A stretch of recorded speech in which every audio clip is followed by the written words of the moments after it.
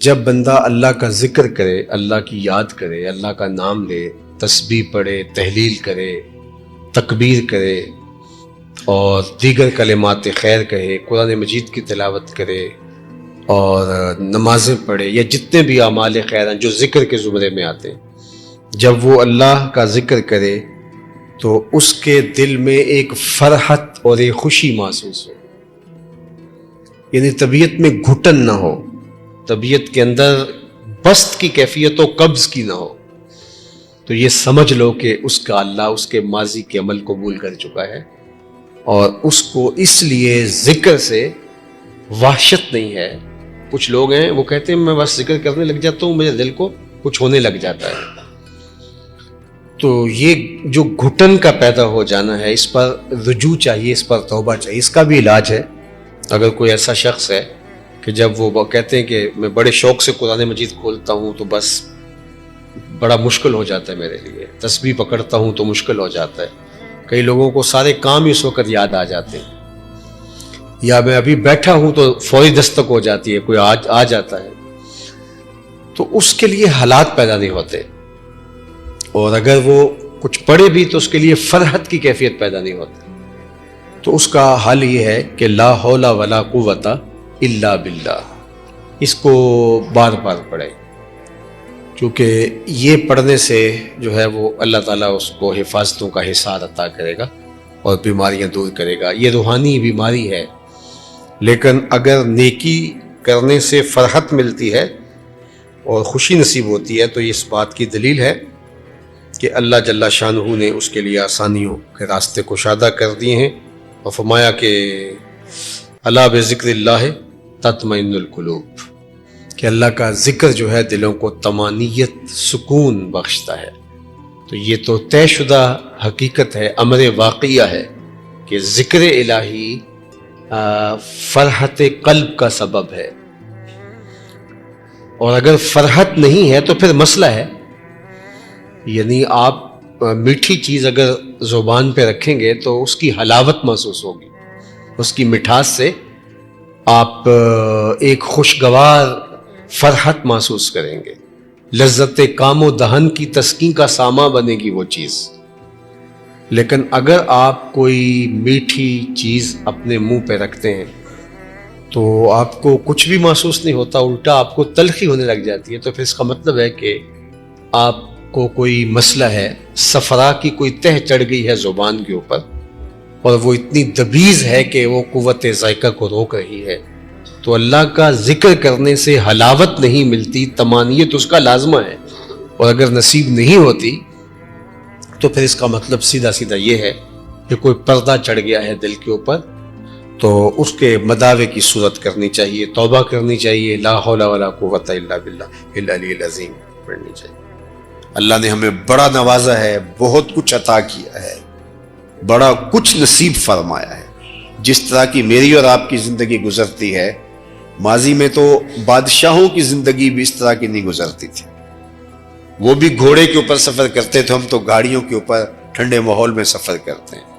یہ پرانے بادشاہوں کے محلات میں نے دیکھے ہیں مختلف ممالک کے اندر، اچھے اچھے بنے ہوئے ہیں، لیکن اس سے اچھے گھر، آسودہ گھر آپ لوگوں کے بنے ہوئے، تو پھر اللہ نے کتنا عطا کیا ہے۔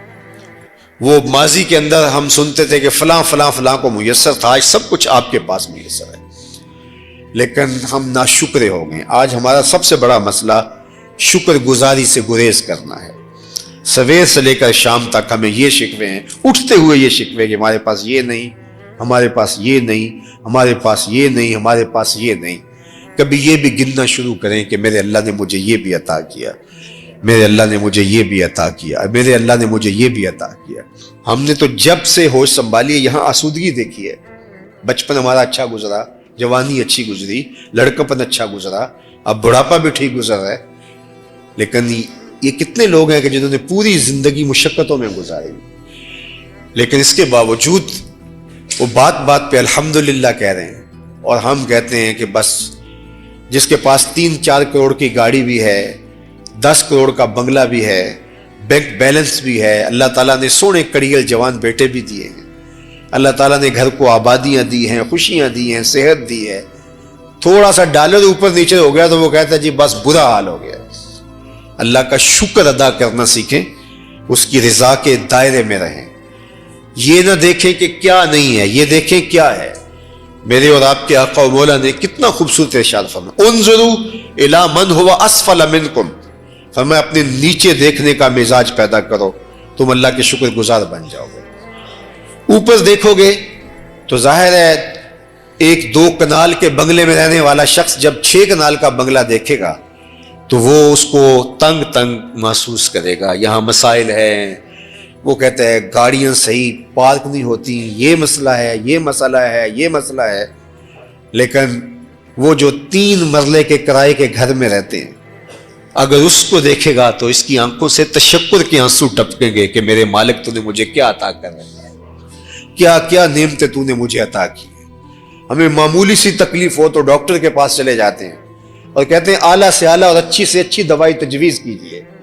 اور میں اس بوڑھی عورت کو بھی جانتا ہوں کہ جو ہاتھ میں بوتل پکڑے مجھے کہتی ہے دم کر دیجئے, مجھے ہارٹ کا مسئلہ ہے. تو میں نے کہا آپ دوائی لیا کریں, تو وہ کہتے ہیں کہ دوائی کے تو پیسے نہیں, اس لیے تو دم کروانے آئے.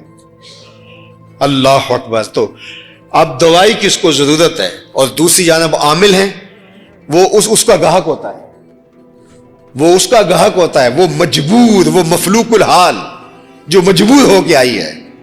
اس کو تو چاہیے تھا کہ اس کو دوائی لے کر کے دیتا, لیکن وہ کہتا ہے چلو مجھے ایک گاہک مل گیا, اس کو اشتہار بھی بناتا ہے.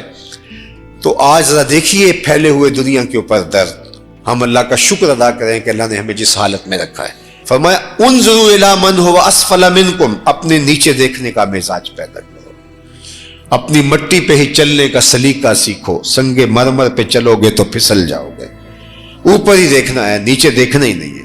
تو جب بات آئی دین کی تو اس وقت ہم اپنے نیچے دیکھتے ہیں, فلاں بخشا گیا تو ہم بھی بخشے جائیں گے. اچھا اگر وہ نہ بخشا گیا تو کیا کہانی ہے؟ ہمیں بتایا گیا ہے دین میں اپنے اوپر دیکھو. یار فلاں اتنے مرتبے, اتنے نوافل بھی اس کو نصیب ہیں, شراک بھی, تہجد بھی, فلاں فلاں بھی, بالکل وہ رزق حلال کماتا ہے, مشکوک پیسہ اپنے مال میں شامل نہیں ہونے دیتا, اس کی طرف دیکھو. وہاں ہم نیچے دیکھتے ہیں, دیکھو فلاں تو دن رات لوٹ رہا ہے, تو کوئی بات نہیں, ہم نے بھی 2 کما لیے تو کیا ہوا. اور جب بات دنیا کی آتی ہے اس وقت ہم اوپر دیکھتے ہیں, جبکہ ہمیں کہا گیا دنیا میں اپنے نیچے دیکھو, دین میں اپنے اوپر دیکھو, سوکھے ہو جاؤ. تو اللہ کی نعمتوں پر شکرانے کا مزاج پیدا کرو. آپ گھر جاتے ہیں, جب بھوک لگتی ہے تب کھانا مل جاتا ہے. وہ بھی ہیں کہ جن کو دن میں 1 مرتبہ کھانا مشکل سے ملتا ہے. ہم نے بہت برے حالات دیکھے اور لوگوں کو شاکر پایا, صابر پایا. سیریا کے اندر وہ جو 40 لاکھ لوگ پڑے ہوئے ہیں, آپ وہاں سے گزر جائیں تو بعد میں جینا مشکل ہو جاتا ہے. وہاں عورتیں 6 بیوہ لے کے بیٹھی ہوئی ہیں, بچے ان کے شوہر شہید ہو گئے, ان کی بیٹیوں کے جو ہیں وہ شوہر شہید ہو گئے, اور ان کے یتیموں کو لے کر کے بیٹھی ہوئی, پھٹے ہوئے خیمے. لیکن اس کے باوجود بھی ان کی زبان پہ ہم نے شکوہ نہیں دیکھا. یہی شکوہ ہے کہ امت کہاں ہے. تو اللہ جل شانہ مجھے اور آپ کو یہ توفیق دے کہ ہم اللہ نے جو ہمیں عطا کیا ہے اس پر شکر گزاری. اگر تم شکر کرو گے وہ تمہیں اور زیادہ دے گا, اگر ناشکری کرو گے تو اللہ تعالیٰ بے نیاز ہے. یار کوئی آپ کو مشکل وقت کے اندر, اوکھے ویلے, سردی کے موسم میں تڑپتے ہوئے آپ کہیں سے آئیں, بے چین ہوں اور جسم ٹھٹر رہا ہو, تو گرم دودھ کی پیالی پلا دے, ساری زندگی اس کو نہیں بھولتے. اور میرے رب نے کتنی نعمتیں عطا کی ہیں, کبھی شکر ادا کیا اس کا اس انداز سے. یہ جو کووڈ کے دن آئے تھے تو آپ کو پتا ہوگا کہ یہ آکسیجن نہیں مل رہی تھی, جو مصنوعی آکسیجن بندے کو چاہیے ہوتی ہے وہ نہیں مل رہی تھی, اور اس کے لیے کتنے پیسے خرچنے پڑتے تھے. تو میں نے ان دنوں میں بھی کہا تھا, آپ کو شاید یاد ہوگا, کہ اللہ یہ ہمیں روز مفت عطا کرتا ہے, وافر مقدار میں ہمارے لیے پیدا کر رکھی ہے. جس طرح ہم اپنا کھانا خریدتے ہیں, کپڑے خریدتے ہیں, گھر بناتے ہیں, اگر ہمیں آکسیجن بھی اپنی ضرورت کی پوری کرنی پڑتی, خریدنی پڑتی, امیر سے امیر آدمی بھی جو ہے وہ اس ڈیمانڈ کو پورا نہ کر پاتا. آکسیجن کے سلنڈر لیے لوگ لائنوں میں لگے ہوتے اور کتنے لوگ مر جاتے آکسیجن نہ ملنے کی وجہ سے, لیکن میرے رب نے اس کو مفت عطا کیا ہوا ہے. سورج کی روشنی مفت عطا کی ہے, چاند کی چاندنی مفت عطا کی ہے, ہوائیں, زمین, آسمان. یہ اس لیے ہمیں احساس نہیں ہے کہ ان کی نہ لوڈ شیڈنگ ہوتی ہے اور نہ اللہ ان کا بل بھیجتا ہے, نہ اضافہ ہوتا ہے, نہ کچھ نہیں ہوتا. تم اور میں جتنے بھی نافرمان ہو جائیں, اس نے کبھی سورج کو نہیں روکا کہ ان کے گھر میں روشنی نہیں بھیجنی. لیکن یہ بات ذہن میں رکھو, وہ دنیا کے ساز و سامان اسے بھی دیتا ہے جس سے راضی ہے, اسے بھی دیتا ہے جس پہ راضی نہیں, لیکن دین اور دل کی دولت صرف اسے دیتا ہے جس پہ راضی ہوتا ہے. جس کو دل کی کائنات مل گئی اس کو بہت بڑا خزانہ ملا, اور جس کو یہ نصیب نہیں ہے, اس کا دل بنجر ہے, خالی ہے, کچھ بھی نہیں ہے اس کے دل کے اندر, اس سے بڑا محروم کوئی نہیں ہے.